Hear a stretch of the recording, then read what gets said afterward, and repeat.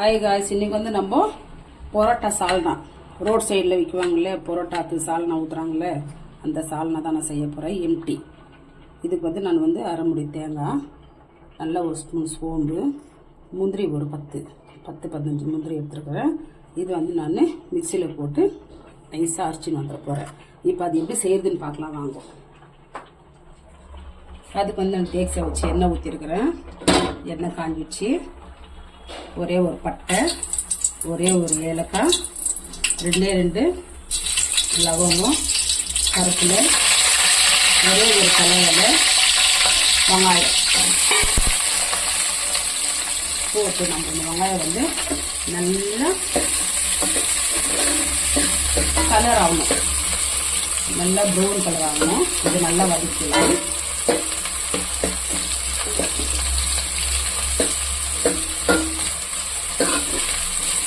இது நல்லா வதங்கட்டும்.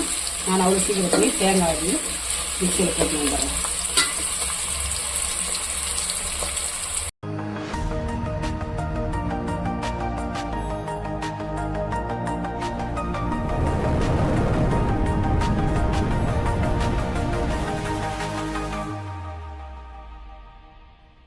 வந்து வெங்காயம் பாருங்க நல்லா வதங்கி வச்சு இந்த மாதிரி தான் வதங்கணும் சால்னாக்கு, அப்போ நல்லா இருக்கும்.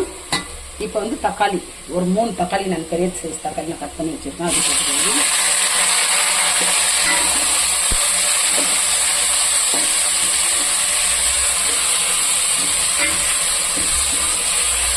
இப்போ வந்து நம்ம இது கூட நம்ம பச்சை மிளகா போட்டுக்கலாம். ஒரு 4-5 பச்சை மிளகா,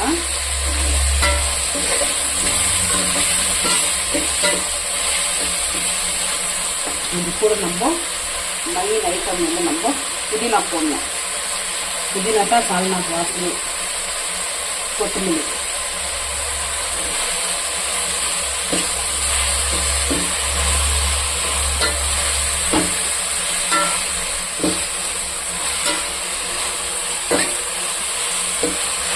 இப்போ வந்து நம்ம இது கூட வந்து நல்லா ஒரு 2 ஸ்பூன், நான் பெரிய ஸ்பூனில் பாருங்கள் ஃபுல்லாக ஒரு ஸ்பூன் போடுறேன். இஞ்சி பூண்டு பேஸ்ட்டு தாராளமாக போட்டு இது தான் நல்லா வாசனையாக இருக்கும். இல்லை ஒரு 1/4 ஸ்பூன்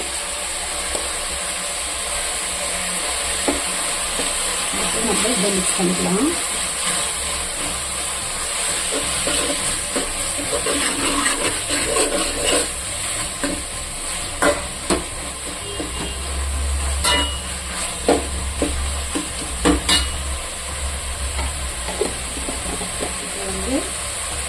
கூட வந்து நம்ம கொஞ்சமாக மஞ்சள் பொடி போட்டுக்கலாம்.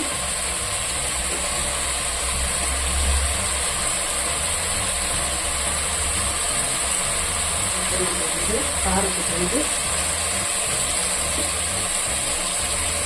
மிளகாத்தூள், வெறும் மிளகாத்தூள் இது 1 2 3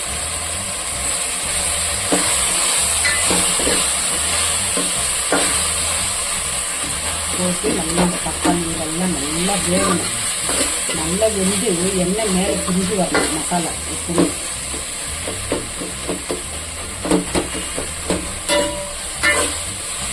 இப்போ நம்ம இதுக்கெல்லாம் நம்ம வந்து உப்பு போடணும். இன்னும் உப்பு போடலாம்.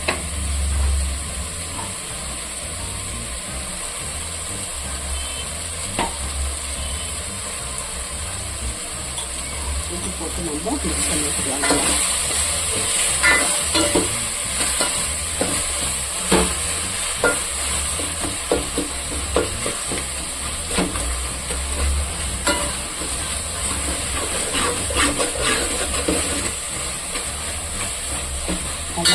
தக்காளி இப்போ வந்து நம்ம போட்ட மிளகாத்தூள், தக்காளி, புதினா, கொத்தமல்லி, பச்சை மிளகாலாம் பாருங்கள் நல்லா மசாலா பச்சை வாசனை போகிற மாதிரி கொதிச்சு நல்லா எண்ணெய் மேலே பிரிஞ்சு வந்துடுச்சு. இந்த ஸ்டேஜில் வந்து நம்ம ருப்பி வச்சிருக்கிற தேங்காய், சோம்பு, முந்திரி, கசகசா இருந்தால் கசகசா கூட போட்டு நம்ம ருப்பிக்கலாம். இது ஊற்றிக்கலாம்.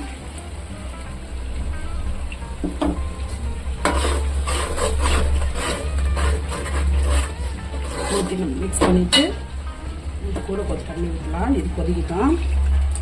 அதுக்கப்புறம் நம்ம நல்லா ஒரு 2 லிட்டர் தண்ணி ஊற்ற போகிறோம். இது கொதிக்கும்.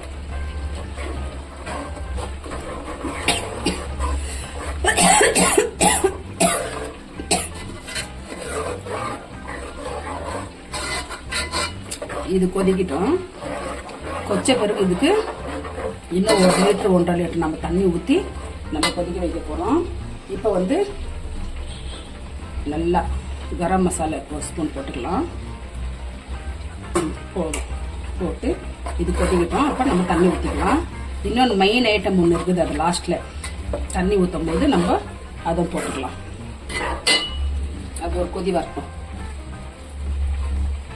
இப்போ வந்து கடல மாவு, இந்த ஸ்பூனில் வந்து நான் 1.5 ஸ்பூன் கடல மாவு நல்லா கட்டி இல்லாத தண்ணி ஊற்றி இந்த மாதிரி கரைச்சிக்கோங்க. ரோட் கடலை சால்னாக்கு கடல மாவு ஊற்றியே ஊற்றுவாங்க. அப்போ நல்லா கெட்டியாக நல்லா டேஸ்டியாகவும் இருக்கும், நல்லா இருக்கும் சாப்பிட்றதுக்கு. இந்த மாதிரி நல்லா கரைச்சிடலாம். கட்டி இல்லாத கரைச்சிட்டு நம்ம இது வந்து கொதிக்கிற சால் நல்லா நம்ம ஊற்றிக்கலாம். இப்போ வந்து தண்ணிக்கு நான் 1 லிட்டர் தண்ணி வச்சுருக்கேன், இது ஊற்றிக்கலாம்.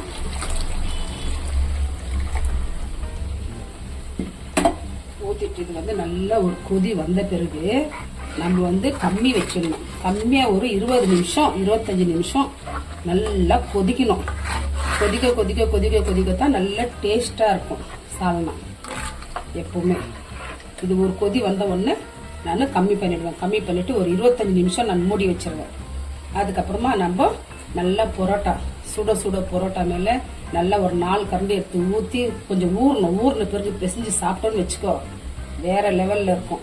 பரோட்டா சப்பாத்திக்கு நல்லா, இட்லி மேலே கூட நல்லா ஊற்றிக்கலாம், தோசை மேலே கூட ஊற்றி சாப்பிட்லாம். நம்ம இஷ்டம் தான். இந்த மாதிரி தான் நம்ம செய்யணும். இப்போ இது நல்லா கொதிக்கிட்டோம். அதுக்கப்புறம் நான் பார்க்கலாம்.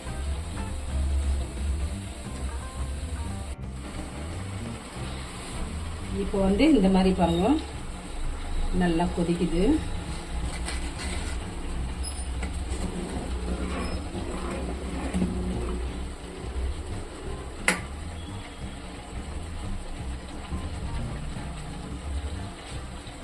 நல்லா கொதிக்கிட்டோம். இப்போ ஒரு கொதி வந்த உடனே நான் கம்மி பண்ணிடுவேன். கம்மி பண்ணிட்டு ஒரு 20 நிமிஷம் 25 நிமிஷம் ஸ்லோவில் வச்சுட்டு மூடி வச்சுட்டா நல்லா கொதிக்க கொதிக்க கொதிக்க கொதிக்க நல்லா இருக்கும். சூப்பராக சாப்பிட்றதுக்கு.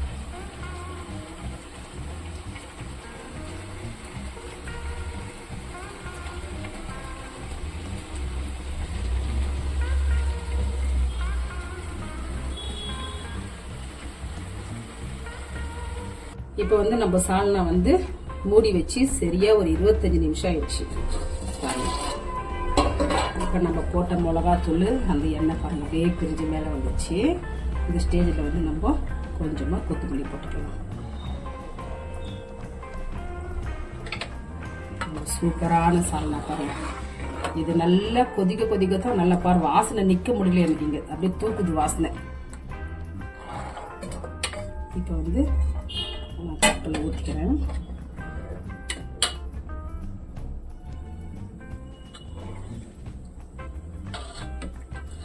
இந்த மாதிரி நம்ம கப்பில் ஊற்றக்கூடாது.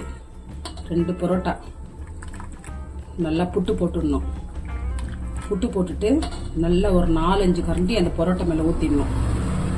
ஊற்றிட்டு என்ன பண்ணணும், ஒரே ஒரு நிமிஷம் ஊற வச்சுட்டு நல்லா பிசைஞ்சு சாப்பிட்டோம்னாக்கா அவ்வளோ டேஸ்ட்டாக இருக்கும். நான் சொல்கிறேன், நீங்கள் பார்க்குறீங்க அவ்வளோதான். ஆனால் செய்துட்டு பரோட்டா மேலே ஊற்றி சாப்பிட்டு அப்புறமா சொல்லுங்க நீங்கள். இப்போ வந்து நான் வந்து இது கூட வந்து என்ன சாப்பிட்லான்னுக்கிறேன்னாக்கா, சுட சுட ரவை இட்லி செய்யணும். நான்